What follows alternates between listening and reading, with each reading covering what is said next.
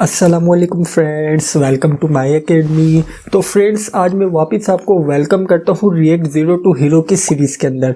तो आज के वीडियो के अंदर हम रिएक्ट का बहुत ही बेसिक, बहुत ही फंडामेंटल और बहुत ही इंपॉर्टेंट कॉन्सेप्ट जानने वाले हैं, जो कि है कंपोनेंट्स। जी हाँ दोस्तों, आज के वीडियो में हम कंपोनेंट को बहुत ही डिटेल में देखेंगे और आज की सिर्फ एक वीडियो के अंदर हम तमाम कंपोनेंट्स का कॉन्सेप्ट जानने वाले हैं। तो आइए बगैर टाइम वेस्ट के आज की वीडियो को शुरू करते हैं। वीडियो को शुरू करने से पहले यार, अगर आपने अभी तक इस रिएक्ट ज़ीरो टू हीरो की सीरीज़ को एक्सेस नहीं किया तो जाइए चैनल पर, इस सीरीज़ को एक्सेस लाजमी कीजिएगा, क्योंकि इसके अंदर हम रिएक्ट को from basic to advance level तक सीखने वाले हैं। तो फ्रेंड्स, आइए बगैर टाइम वेस्ट किए हुए आज के वीडियो को शुरू करते हैं।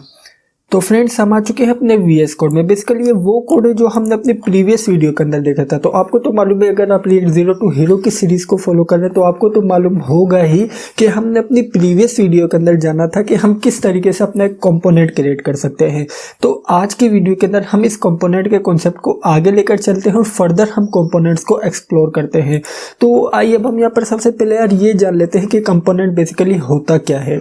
तो friends, component basically most fundamental concept है रिएक्ट का। जो भी आपकी रिएक्ट एप्लीकेशन होती है वो कॉम्बिनेशन होती है डिफरेंट कंपोनेंट्स। तो बेसिकली जो रिएक्ट का मेन पर्पस ही होता है कि यार वो जो भी कंपोनेंट्स होते हैं उन्हें यूआई के ऊपर रेंडर करवाए।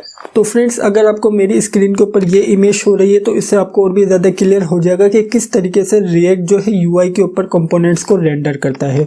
इसी तरीके से हमारे रिएक्ट कंपोनेंट के टोटल 3 पार्ट्स होते हैं, जिसके ऊपर हमारा कंप्लीट कंपोनेंट रिलाई करता है। तो इसके अंदर सबसे पहला पार्ट होता है डेटा का, सेकंड पार्ट होता है लॉजिक का कि हम अपने कंपोनेंट के अंदर क्या लॉजिक अप्लाई करना चाहते हैं, और थर्ड पार्ट होता है अपीयरेंस का कि हमारा कंपोनेंट किस तरह से दिखना चाहिए।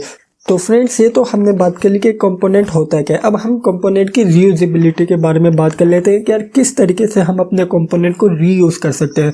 उसे समझने के लिए हम चलते हैं स्लाइड्स के अंदर। मैं आपको एक इमेज के थ्रू से कंप्लीट समझाऊंगा कि किस तरीके से हमारे कंपोनेंट रीयूज होते हैं।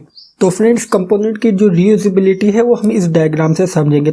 तो फ्रेंड्स, आप यहाँ पर देख सकते हैं कि हमारे पास यहाँ पर एक कंप्लीट वेबसाइट की इमेज है। अगर आप यहाँ पर नोट करें तो जो हमारी वेबसाइट है वो भी बेसिकली कॉम्बिनेशन है डिफरेंट कंपोनेंट्स का।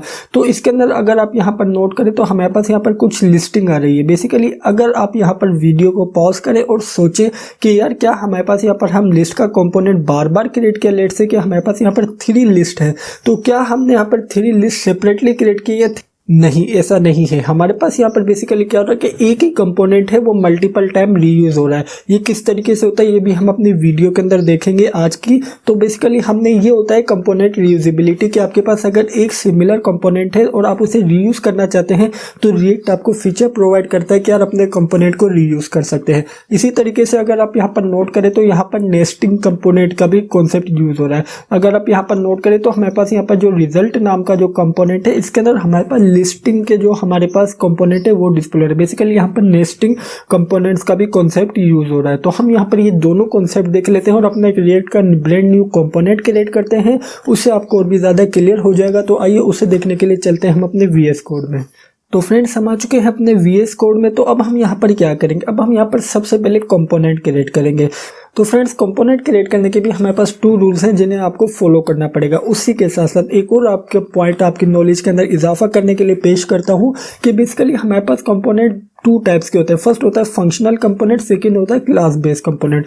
जो क्लास बेस कंपोनेंट थे वो हमारे रिएक्ट के प्रीवियस वर्जन्स के अंदर यूज होते हैं। अब हम जो आगे आने वाले वर्जन्स हैं रिएक्ट के, उसके अंदर हम फंक्शनल कंपोनेंट्स की मदद से ही अपने कंपोनेंट क्रिएट करते हैं। तो आपने इस बात का लाजमी ख्याल करना है कि हमारे पास 2 टाइप्स के कंपोनेंट होते हैं।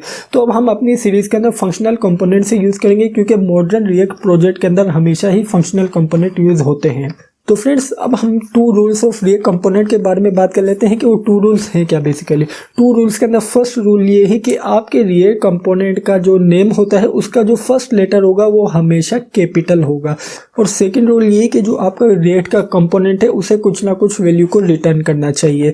तो फ्रेंड्स, ये थे हमारे रिएक्ट कंपोनेंट के 2 रूल्स। तो आइए अब हम यहाँ पर इसे प्रैक्टिकली इंप्लीमेंट कर लेते हैं। तो अब हम यहाँ पर क्या करेंगे, सबसे पहले कंपोनेंट क्रिएट करेंगे।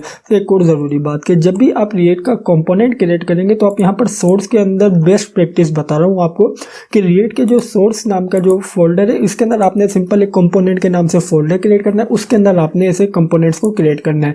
तो फ्रेंड्स लेकिन मैं यहाँ पर आपकी बेटर अंडरस्टैंडिंग के लिए इसी फाइल के अंदर रिएक्ट के कंपोनेंट क्रिएट कर रहा हूँ ताकि आपको इजी हो जाए समझने में। लेकिन हम क्या करेंगे, इन्हीं कंपोनेंट को फाइल्स के अंदर डिवाइड कर देंगे। जब आपका कॉन्सेप्ट या आपके जो हैंड्स ऑन प्रैक्टिस है बहुत ज़्यादा हो जाएगी तो उसके अंदर हम क्या करेंगे, इन तमाम कंपोनेंट को डिफरेंट फाइल्स के अंदर इंक्लूड कर देंगे। तो फ्रेंड्स अब हम यहाँ पर अपने रिएक्ट का कंपोनेंट क्रिएट करते हैं। कंपोनेंट क्रिएट करने के लिए फर्स्ट रूल तो मुझे मालूम है कि यार जो भी मेरे कंपोनेंट का नेम का जो फर्स्ट लेटर है वो कैपिटल होगा। तो बेसिकली यहाँ पर मैं अपने रिएक्ट कंपोनेंट को नेम देना चाहता हूँ मेन्यूज। तो बेसिकली हम यहाँ पर एक माई एकेडमी रेस्टोरेंट का एक मेन्यू ऐप बनाने वाले हैं, तो इसी वजह से मैं यहाँ पर सिंपल टाइप कर दूंगा मेन्यूज। और इसके बाद मैं यहाँ पर सबसे पहले तो क्या करूँगा, मैं यहाँ पर अपने सेकेंड रूल को फॉलो करूँगा कि जो मेरा कंपोनेंट है वो कुछ ना कुछ रिटर्न करना चाहिए। तो मेरा यहाँ पर कंपोनेंट रिटर्न करेगा, लेट्स से कि मेरे पास यहाँ पर एक डिव ले लेता हूँ। मेरा जो कंपोनेंट है वो डिव में कुछ रिटर्न करेगा वैल्यू, तो मैं यहाँ पर कह देता हूँ बिरयानी। बेसिकली मैं यहाँ पर मेन्यू के अंदर रिटर्न करवाना चाहता हूँ बिरयानी, तो इसी वजह से मैंने यहाँ पर सिंपल टाइप कर दिया है बिरयानी। तो लेट्स से कि हमारे पास यहाँ पर ये एरर क्यों दे रहा है, क्योंकि हमने यहाँ पर जो रिटर्न की स्पेलिंग है वो गलत टाइप कर दी थी। अब हमारे पास यहाँ पर ये बिल्कुल ठीक हमारा कंपोनेंट क्रिएट हो चुका है। तो आप यहाँ पर देख सकते हैं कि हमने यहाँ पर रिएक्ट का एक कंपोनेंट क्रिएट कर लिया है मेन्यूज के नाम से, जिसके अंदर डिव है, जिसके अंदर हमारे पास यहाँ पर डिस्प्ले हो रहा है बिरयानी। तो आइए पेज में चलते हैं। तो जैसे ही पेज में आए तो अगर आप यहाँ पर नोट करें तो हमारे पास यहाँ पर ये हमारा कंपोनेंट हमारे यूआई के ऊपर रेंडर नहीं हुआ। क्यों? क्योंकि अगर आपने मेरी प्रीवियस वीडियो फॉलो की तो उसके अंदर आपको मालूम होगा कि हम किस तरीके से अपने रिएक्ट का कंपोनेंट रेंडर करवाते थे। तो हम वही अप्रोच यूज़ करेंगे कि हमारे पास यहाँ पर ये बेसिकली ऐप नाम का फंक्शन है। अब हम यहाँ पर इसके अंदर पास कर देंगे कि हम कौन से कंपोनेंट को रेंडर करवाना चाहते हैं।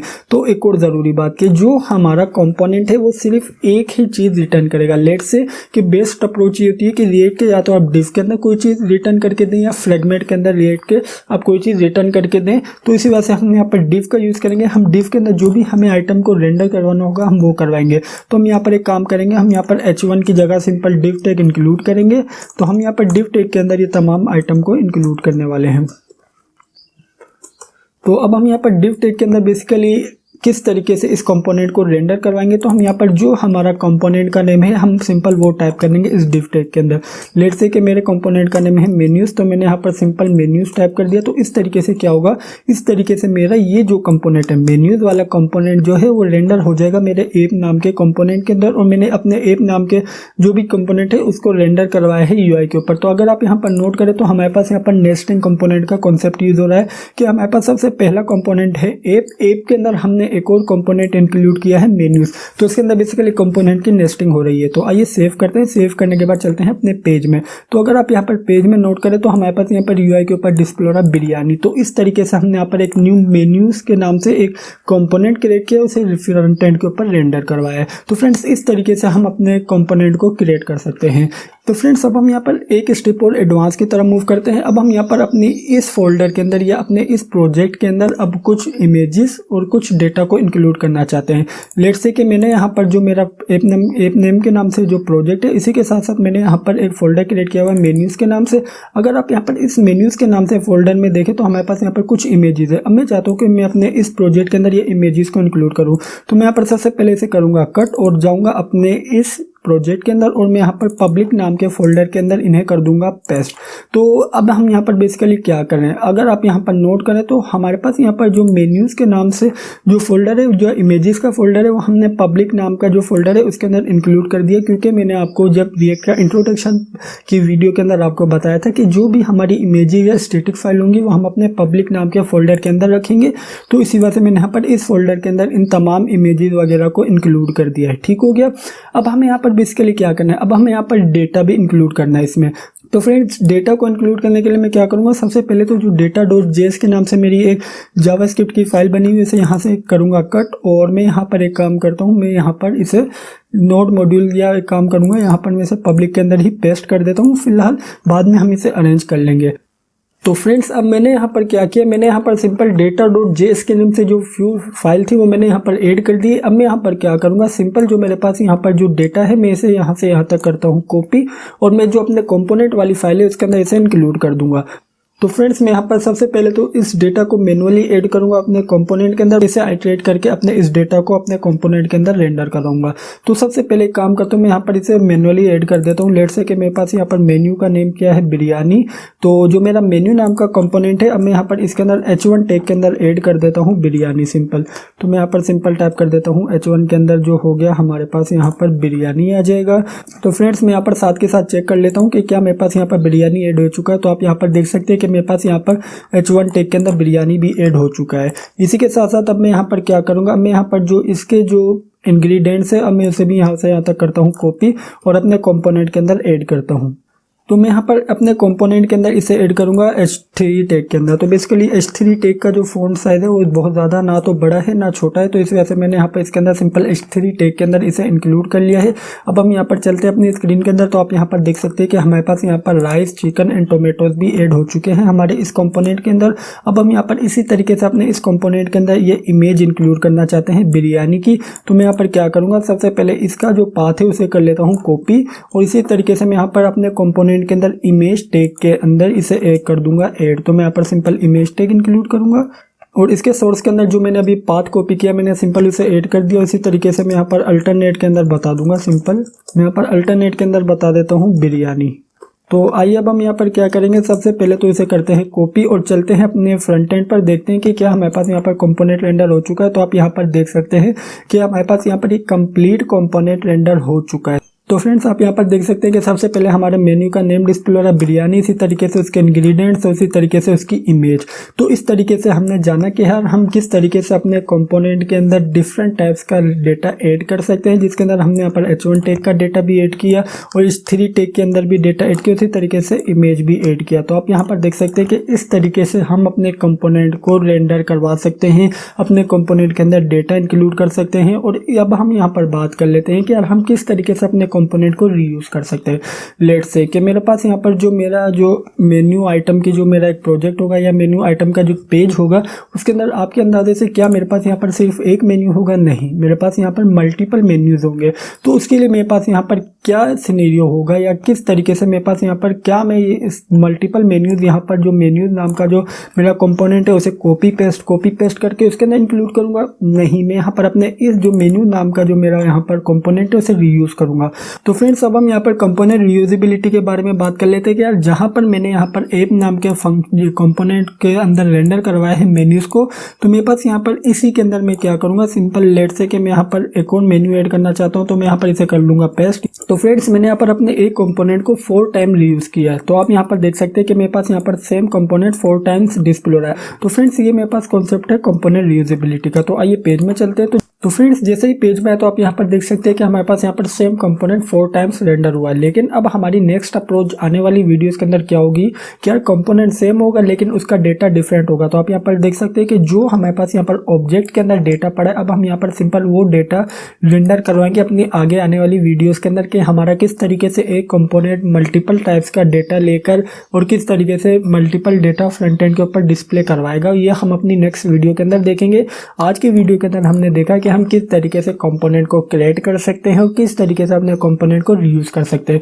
तो फ्रेंड्स मुझे मालूम है कि यार आपको कंपोनेंट रीयूजेबिलिटी का कॉन्सेप्ट क्लियर हो गया होगा कि किस तरीके से हम अपने एक ही कंपोनेंट को बार बार रीयूज कर सकते हैं। तो आपने यहाँ पर देखा कि हमने यहाँ पर सिंपल एक ही कंपोनेंट को बार बार रीयूज किया है। तो हमारे पास यहाँ पर हमने इस कंपोनेंट को रीयूज किया है 4 टाइम्स। तो इस तरीके से हमारे पास रिएक्ट के अंदर कंपोनेंट रीयूजेबिलिटी का कॉन्सेप्ट वर्क करता है। तो फ्रेंड्स ये थी हमारी आज की वीडियो। आज की वीडियो में इतना ही। मैं उम्मीद करता हूँ कि आपको आज की वीडियो अच्छी लगी होगी और समझ आई होगी। अगर आपको रिएक्ट कंपोनेंट का कॉन्सेप्ट क्लियर हुआ है तो यार कमेंट बॉक्स में लाजमी बताइएगा कि डन। अगर आपने डन कर दिया तो इसका मतलब है कि मेरा यहाँ पर काम हो चुका है कंप्लीट और मैं आगे फ्यूचर के अंदर भी आपके लिए इस तरह की वीडियोस लाता रहूँगा। तो आज की वीडियो में इतना ही। Thank you for watching this video friends. Bye bye.